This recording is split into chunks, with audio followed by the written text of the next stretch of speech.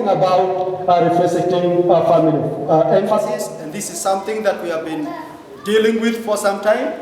It's like we have been going round and round on this emphasis of family because of the importance of family in the society, as we are going to do. It's so powerful, it's so good, it's so important that God has kind of commanded us to dwell on it and speak about it and build it and emphasize it and build it and strengthen it, because it is the core upon which everything else that we build pivots on. It's the core upon which everything goes around. If we fail in the area of the family, then we fail in everything else that we are building. So we have been looking at Noah as a pattern of development. That's what we have been looking at. Noah as an icon of development. Noah as an icon of development.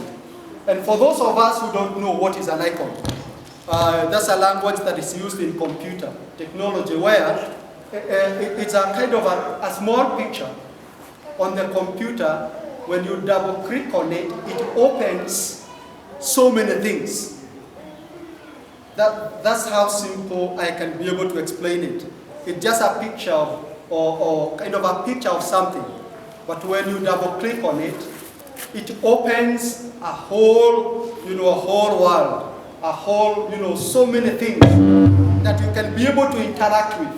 So when we are talking of Noah as an icon of, we are saying Noah is just an icon, but when you double click on it, then you are able to see so many things in his life, patterns that you can be able to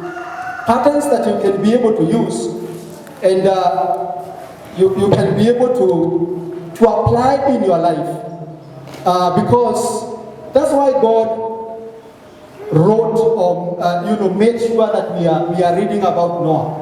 And we are not interested in a man who lived a long time ago, who died. And we don't know how he used to look like, whether he was tall or short, or fat or thin, or we don't know. But what we know is he is a technology. And we use that word deliberately in Congress many times, technology. Because technology is full of principles that when you use that principle, the results are predictable and sure. They are predictable and stable. So it allows you to get the results. Technology is that ability to do something. It allows you to do something where you get predictable results and stable results. You get the results if you follow that. So we are saying Noah is an icon.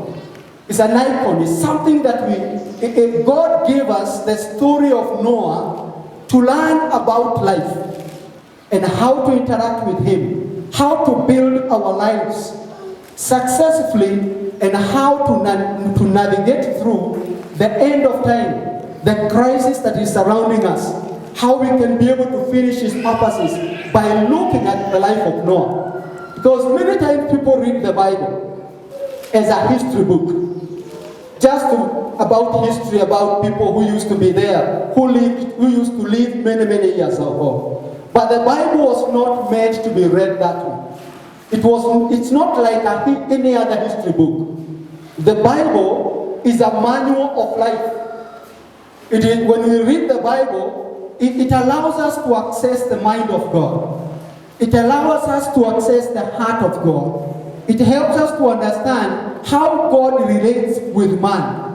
Vile Mungu anafanya kazi na mwanadamu. Inatusaidia kujua yale Mungu anapenda na yale Mungu hapendi. Inatuonyesha njia ya kutembea katika maisha haya ambayo tunaishi. So Biblia sio historia, sio kitabu cha historia, sio hadithi nzuri ambazo zimeandikwa katika Biblia. It's a manual of life. So when you read the Bible, it's like a mirror. It's like a mirror that you can look at yourself in and see how you are. So when you read the Bible, you look at yourself and you're able to see where you are and where you need to work on in your own life. Unaposoma Biblia, hivyo ndivyo tunavyoona. Na tunaposema juu ya Noa, tunazungumza juu ya mambo mengi ambayo Mungu ametufundisha for the last that one or almost 32 years.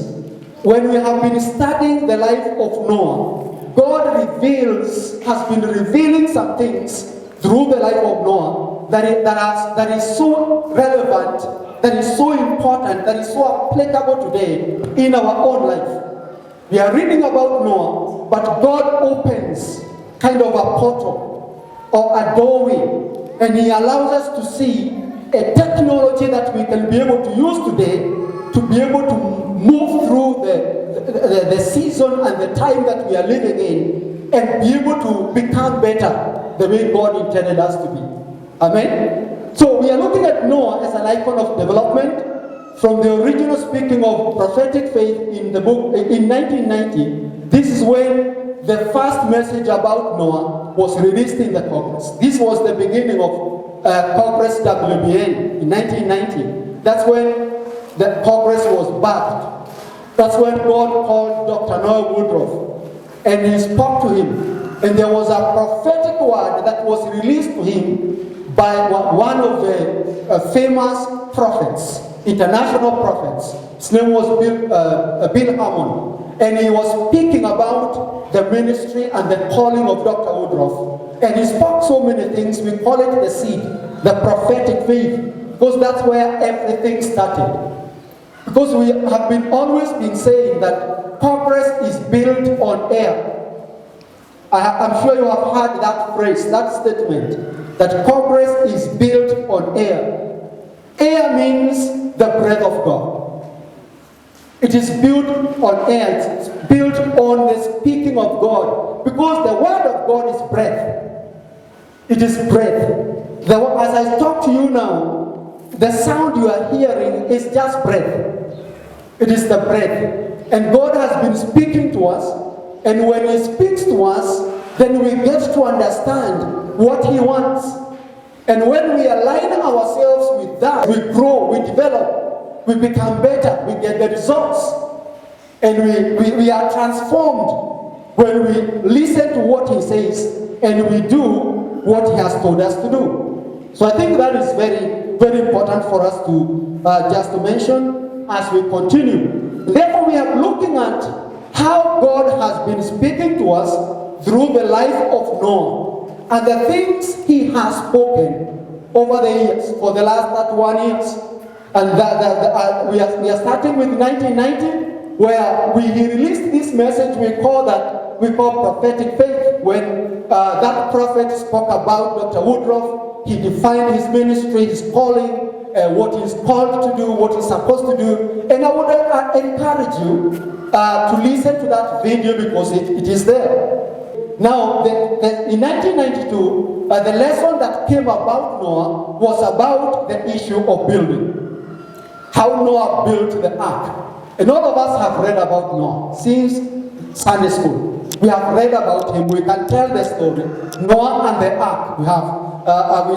We sang songs in Sunday school about Noah and the ark. And it was a good story about an old man who God spoke to. And he built something called the ark. And the floods came and destroyed everybody, but saved Noah and his family. We know about that. So we are not so much going into that detail, but we want to look at the principles.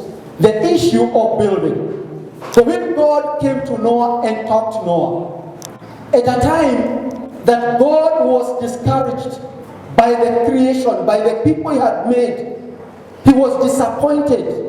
And He was regretting why He created man. And He was preparing to destroy humanity completely because of their disobedience.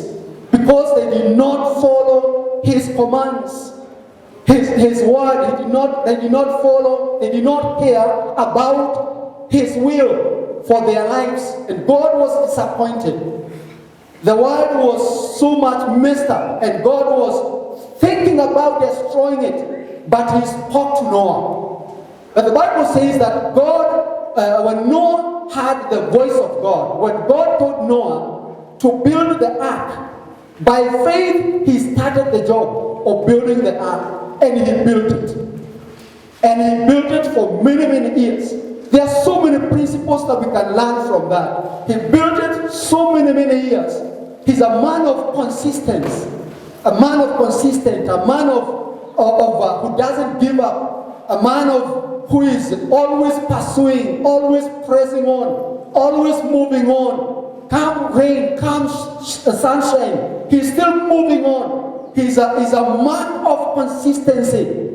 Somebody who can follow God for a long time, and you are not compromising, you are not being affected by the weather, by the environment, by the changing circumstances. You are not changing, you are still pursuing, you are still believing in God, you are still following. No matter what happens around you, you are still following, you are still faithful. You don't give up, you don't get weary.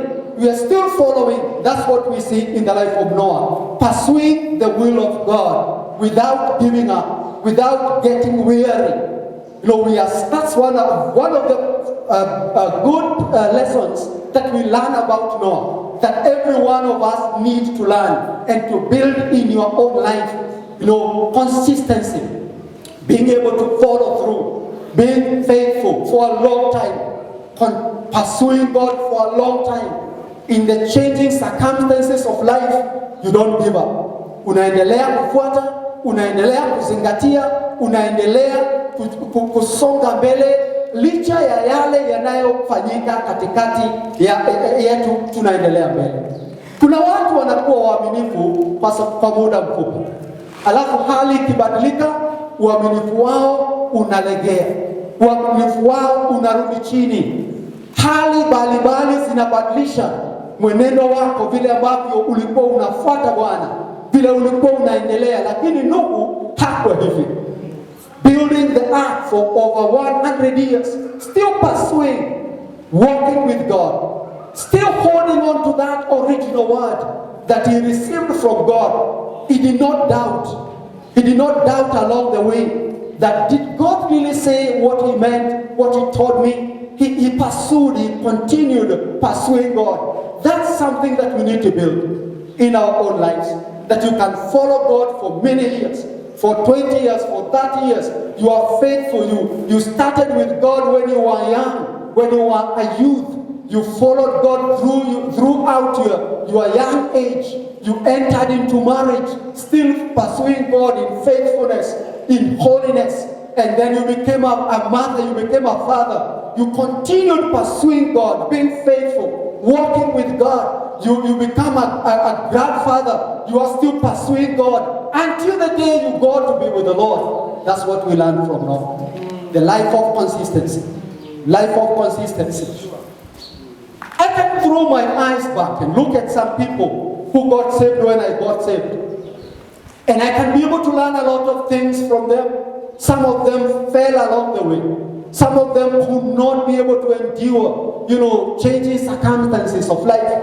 Some of them, were so committed. They were so committed. They were so good, following God. We used to do many things together, but they are no longer there today.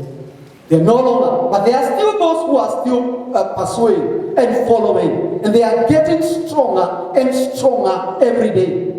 They are getting stronger, they are getting better, they are getting better every day. That's Noah. That's Noah technology that we need to embrace, that we need to build inside of our lives. Being consistent, pursuing God, that you can be able to track your journey where you began with God. Where you began with God, and you can look at it, you can track it, you can see that you are like what the Bible says in the book of Psalms 84 from verse 5, that blessed is the man, whose strength is in God, who has set his heart on pilgrimage. He moves from strength to strength, from strength to strength. He only gets better with time. He gets better, he gets stronger, he becomes more spiritual, he becomes more holy, he becomes more committed, he becomes more faithful. He continues to follow God. Blessed is that man whose strength is in God. and who has set his heart on pilgrimage, on a journey, a progressive journey, a journey of transformation, becoming better and better and better and better every day. That's our journey. That is a Noah people, a Noah generation. People who get stronger and stronger and stronger. We want to continue moving together. We don't want anybody to fall along the way. We don't want anybody to become weary. We don't want the changing circumstances, the challenges of this life to slow your momentum and to throw you off balance. We don't want you to do that. We want you to remain consistent, follow God, be faithful, continue until the end of the journey. That is Noah. It's one of the things you see as we talk about building. Noah and the issue of building the ark. It's not just about just building. It's the principles that we learn from there. You know, Noah is building based on the speaking of God. This is somebody who had God. God told him something that is so hard to believe. Since you know the story, you might think it was easy. But Noah didn't know what you know. He had not read about anyone else, or he had not read the Bible the way you have done. So is this God just coming to him and telling him, Noah, I am going to destroy this ark. I want you to build an ark. Then Noah is asking, what's an ark? And God is telling him, this is what you are going to do. Go just cut some trees. Prepare trees, prepare pitch, prepare this, prepare that, and build it this way. He gives a specification of how he wants things to be built. And Noah did exactly that. God is a God of details. God is a God of specifications. Are we together? That's what we are learning from Noah. He's a God of details. He's a God of specifications. This is how I want you to build. These are the measurements. These are the standards. And we are seeing Noah following the details as they are. If God says, I want it to be 30 feet or 20 feet, he measures exactly 20 feet and he builds like that. We are talking of precision. We are talking of accuracy. We are seeing Noah building exactly the way God wanted him to build. And you know what? God approved it, because when the floods came, that ark saved Noah and his family. When God says, do it this way, he means that way. And we need to follow God's instructions as they are. Do not modify it. Do not modify it. Do not bring your own presumptions. Just use it, just believe it, and just follow it, just obey it as he says. And then it will produce the results that are required. The results that it is supposed to produce in your own life. That's what we are seeing. We see in the life of Noah. God giving him specifications, the measurements, telling him, I wanted to have this ark to have a story, a decker. I want it to be this way. I want it to be that way. He's telling him everything, and Noah is obeying every detail, every instruction is given by God, because he believes in him. He believes in God. And now, I want you to imagine the reason why God told Noah to build that ark. It's because he knew the magnitude of the crisis and the nature of the crisis that would come. God knew it, but Noah did not know. Suppose Noah used his own presumptions and built something different. Would it have saved him and his family when the crisis came? It wouldn't. Because God is the one who knew the crisis that would come. So when God is telling us, build KCA, build kingdom, community architecture, build it this way, build men like this, build women like this, build the GPS like this, the evolution like this, God knows what the crisis that is ahead. You and I don't know. Because we can only see here, we cannot see the future. But God knows the future. He knows how the magnitude of the crisis, of the floods that are going to come, and therefore that's why it's so important for us to listen to Him and build exactly the way He tells us to build. Amen? Are we together? So those are principles that we can learn about Noah when we are talking about the building. The ability to follow exactly what God told him to build. The ability to follow the word of God as God says it, without doubting it, without questioning it, without bringing logic into it, because it didn't make sense then. Mungu anakuambia ujenge safina ati kutakuja mvua, na wewe hujawahi ona mvua tangu kuzaliwa. Hakujawahi kuwa na mvua, hakujawahi kuwa na mafuriko, na Mungu anakuambia nitaleta mvua. Unauliza Mungu, mvua ni nini? And he cannot explain, because there is no language to explain about it. Because you can only explain something that has ever been there. You can use an example of something that is available, but there was no example. There was nothing that God could use to be able to tell Noah what he's talking about. Floods? What is floods? Rain? Heavy rain? What is rain? Because there was no rain before. They had never seen any rain before. And imagine, he believed God. That's why I really respect Noah. Because I ask myself, if it were me, would I have really believed? Ningejiuliza, ninashikwa na kichaa ama ni nini? Ni nini hiyo? Ati Mungu ananiambia nije, kuna mvua, kuna magarika, mafuriko. Ni nini hiyo? And you obey and follow. That's why he was declared righteous. That's why he is one of the heroes of faith that we are reading about today, because he believed in God. Amen? He believed in. Even when he did not understand, he believed in God. And you know what? It worked. It saved him. Amen? A life of faith, a life of journey with God. And he built, and it worked. So God knows the crisis that is ahead of us, where we can't be able to see. God knows. When He's speaking to us, let's listen carefully, because He's the one who knows the danger that lies ahead. He's the one who knows the challenges that lay ahead. He knows about that. And I remember even this COVID, before the COVID-19 came, this COVID issue came. I remember how God talked to us prophetically about five years, almost 7 years ago. And He started warning us about a crisis that is coming. He was talking to us about the finish. And He's telling us that the end of time is characterized by a lot of crisis. Therefore, you have to build yourself and prepare yourself for the crisis. And He talks to us about many things.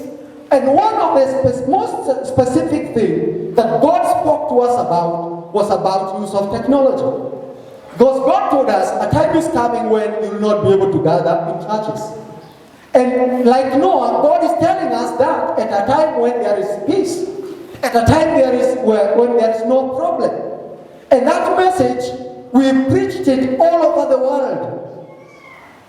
It's a message that we preached all over the world, all over the entire conference. That was the emphasis at that particular time. Build, and we are still using the technology of Noah. Build, there's a crisis coming. Build, there's a time the church will not be able to gather physically. And at that time, there is peace, and nobody can ever imagine that can ever happen globally. At a global scale. Nobody imagined that.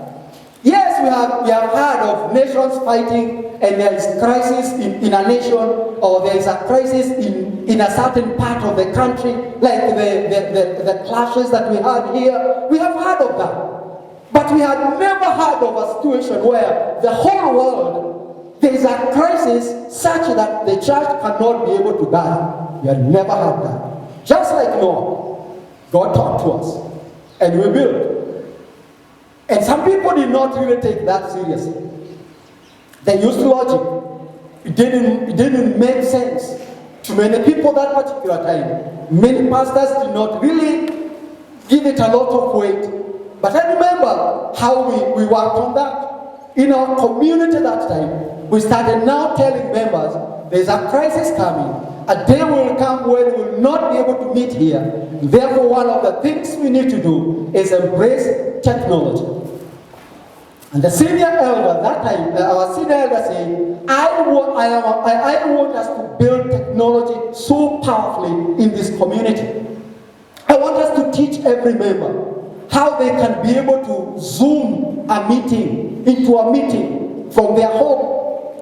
I want us to do that. And we preach that time, that thing, like the way you preach about sin in our community. In the seriousness that you preach about sin with, that's how we preached.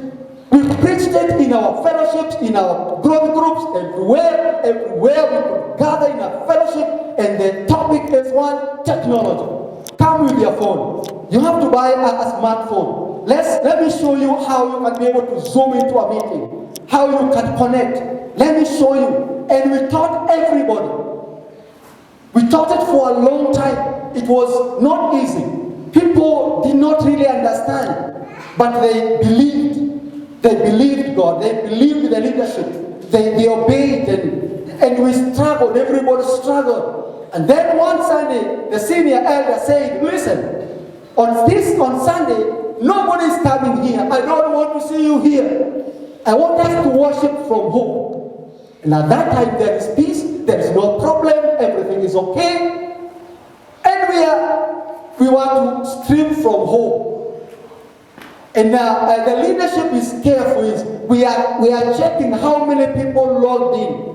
After that, we want to assess, to see the number of people who are able to log in. We want to get reports. The leadership had to sit down and analyze the challenges, the problems, the areas that we need to build, what we need to work on. We practiced that until it became normal in our community. We didn't know why God was doing that. We didn't know, because there was no problem. Just like Noah, there was no problem, no rain, no crisis, no problem. Until the day that COVID-19 hit.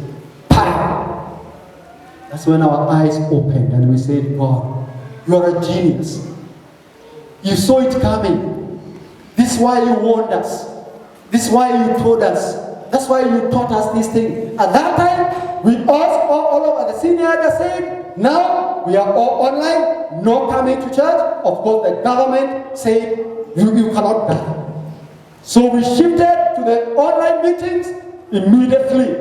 And everybody had no problem. There was no panic. There was no issue, because we are used to it. Even today, we have never gone back for physical meetings.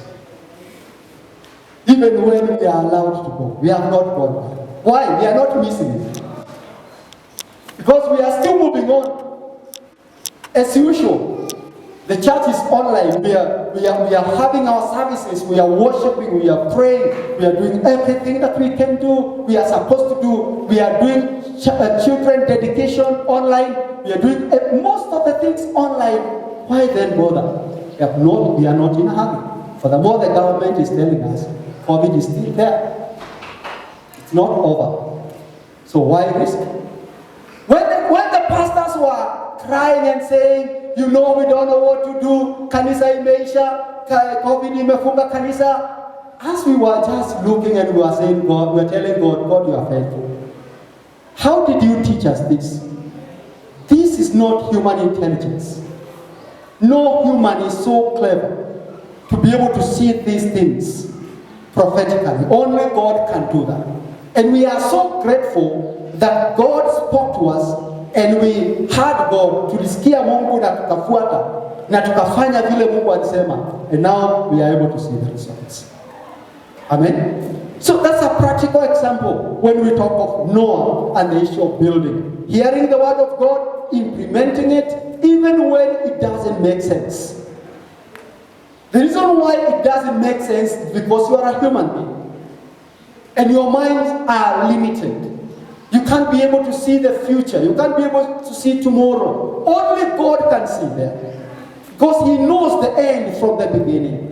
But you don't know. You are human. You are a mortal being. You are limited. You are living in time. But God is living in eternity. Therefore, when He leads us, when He talks to us, we are supposed to obey and follow. Are we together? So the issue of building, the issue of finishing, the issue of, the Noah and the issue of finishing. 1995, the emphasis that time was the issue of finishing. Noah built the building.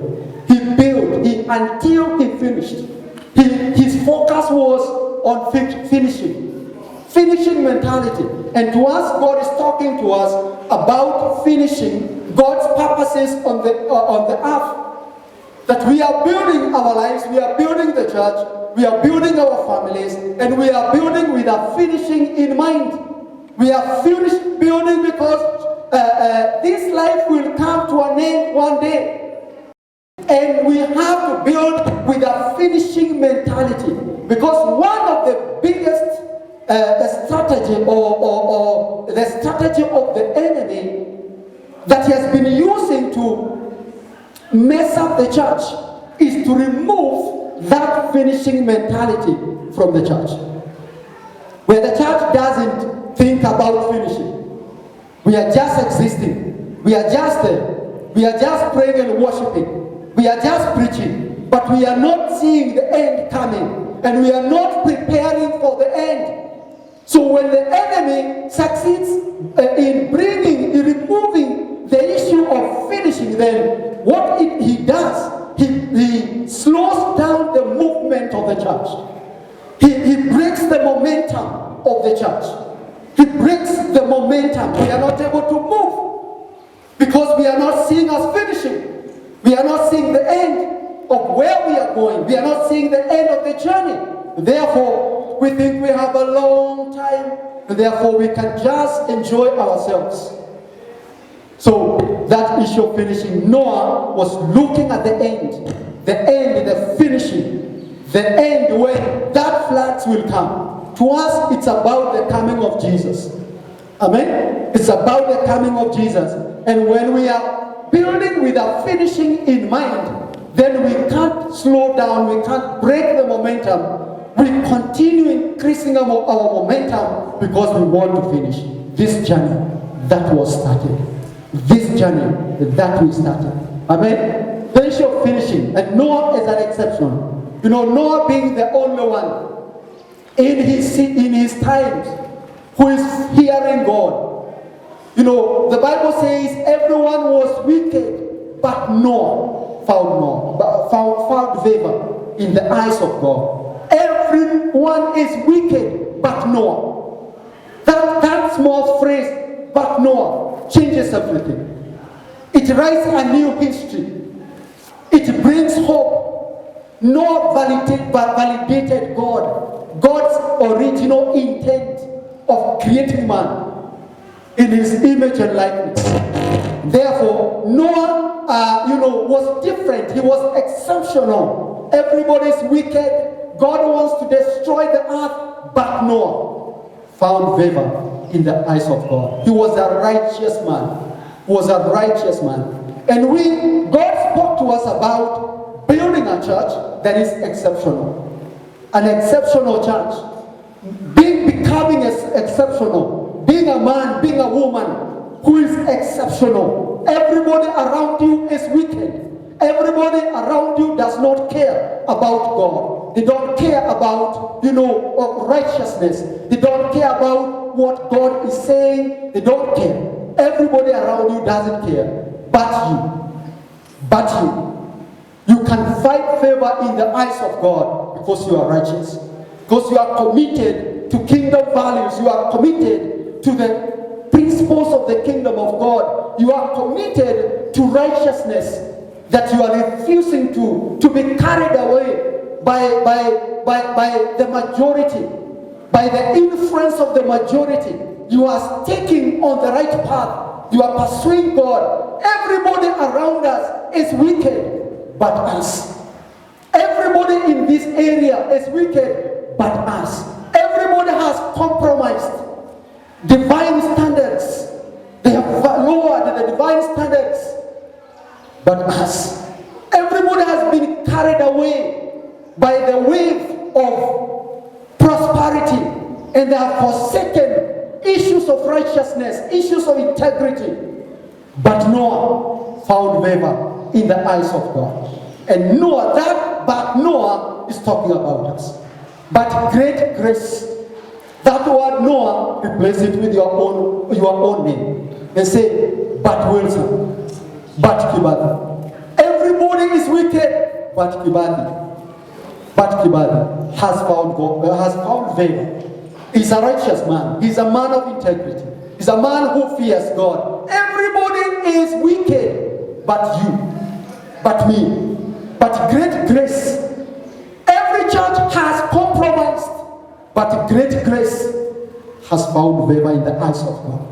Because this is a church of the righteous men and women who are committed to the purposes of God, to the divine standards, who are not ready to bulge, who are not ready to compromise, who are not ready, to lower the standard. But no, that is us. That is the compass that we are talking about. Very powerful principles. An exceptional church. We are building an exceptional church. Why are we not doing like other people? We are exceptional. Why are we not emphasizing the things that other people are emphasizing? We are exceptional. Why are we not moved, by those things that are moving many people? We are exceptional. We are exceptional. But no. Amen? That's very, very powerful. God's time clock. That's another thing that God taught us, that, Noah was kind of God's time clock. In the book of Peter, 1 Peter, the Bible says that God was waiting for Noah. He was waiting patiently for Noah to finish the ark. And then he will bring the floods. He was waiting what? Patiently. So God is waiting. Noah is implementing what God said. He's implementing. He's building slowly. God in heaven is waiting. He's waiting patiently until this man builds and finishes the ark, and then the floods will come. So Noah is the one who is now holding the time clock. When he finishes, the floods will come. When he finishes, the floods will come. As long as he's building and building and building and is faithful in building, God will wait. But when he finishes, God will open the floodgates of the heaven and the earth, and floods will come, and everybody else will be destroyed. So who determines when the floods will come? Yes, we can say it was God, but it was also Noah. It was Noah. Noah was also involved in it.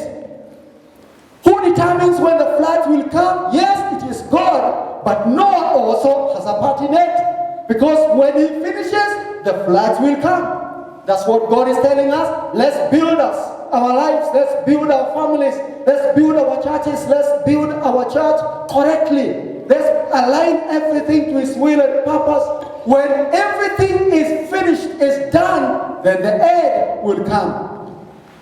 Because the Bible says, as it was in the days of Noah, so it will be in the coming of the Son of God. As it was in the days of Noah, that's Jesus saying. That's how it will be the day that the Son of Man will come. The Son of God will come. So the pattern is the same. The pattern is the same. The way things were. If God was waiting patiently when Noah was building the ark, He's now waiting patiently for us to build the church correctly.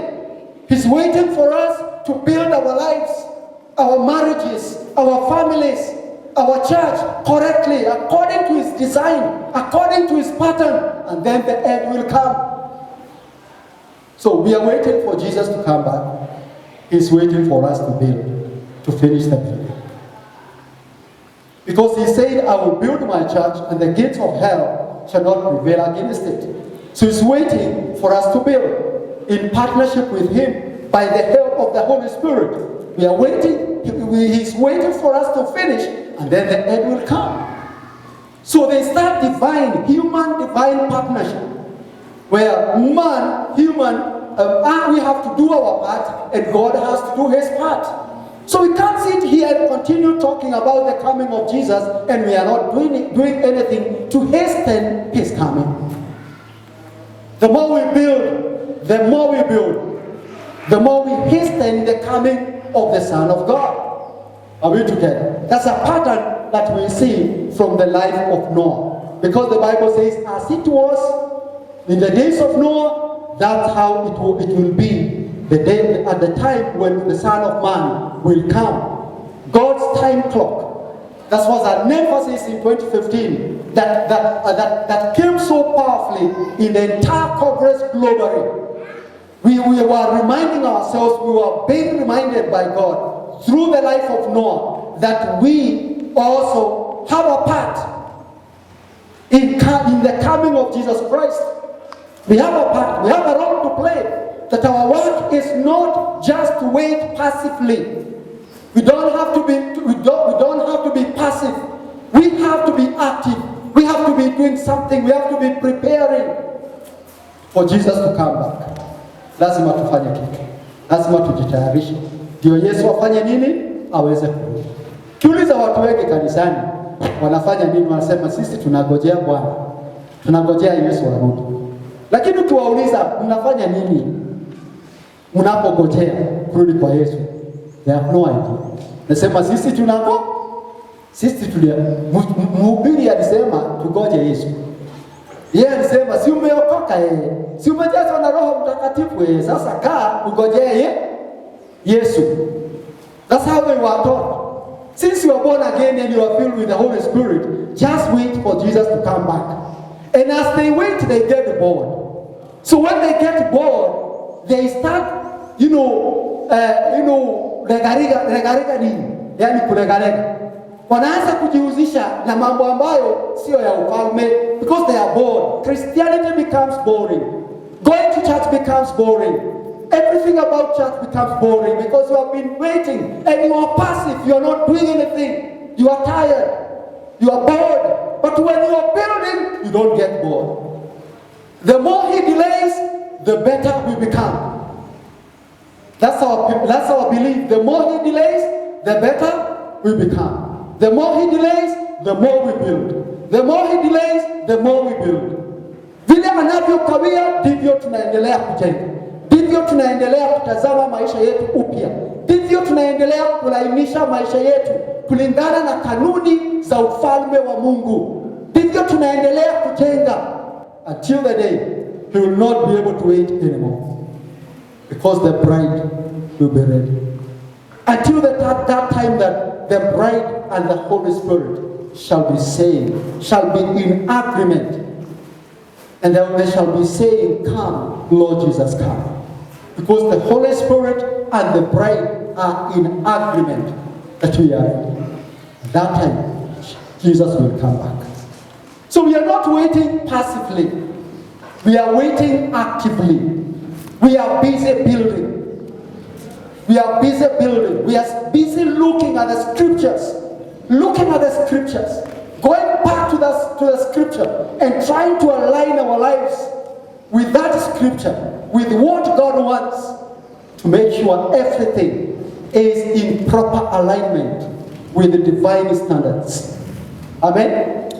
Very, very important. Then the issue of family emphasis, that's what we are dealing with from last year. We've been dealing with family emphasis, the issue of sanctuary, and we can see that Noah was building a sanctuary, a place of safety for his family.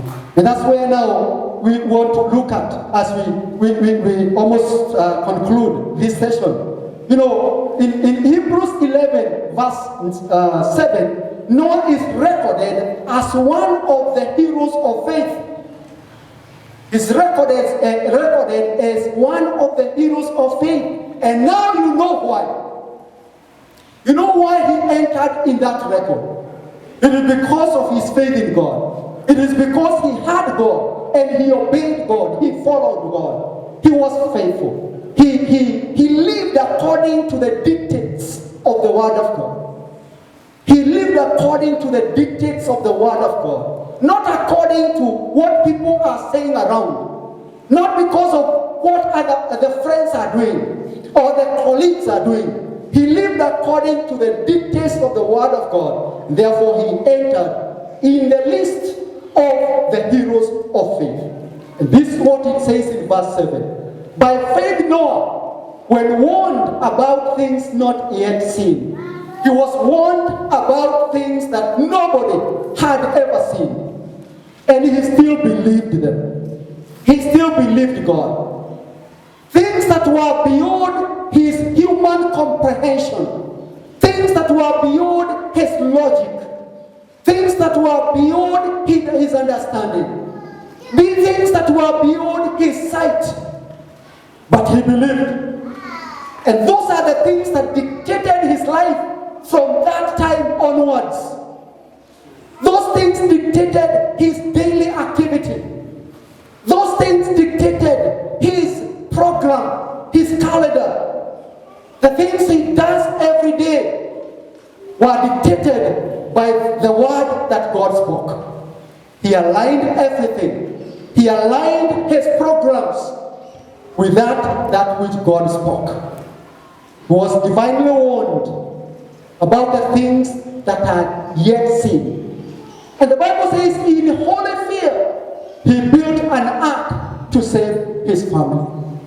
In holy fear, that was the attitude of his heart. He was full of holy fear. Holy fear. He knew God is faithful. He knew what God has said will come to pass. Alijua kile Mungu amesema kitafanyika. Na kwa hivyo akajawa na hofu ya Mungu, hofu takatifu ndani ya moyo wake, na akaelekeza moyo wake na maisha yake na resources zake na chochote alichokuwa nacho kufanya yale ambayo Mungu alisema. And the Bible says he built the ark to save his family.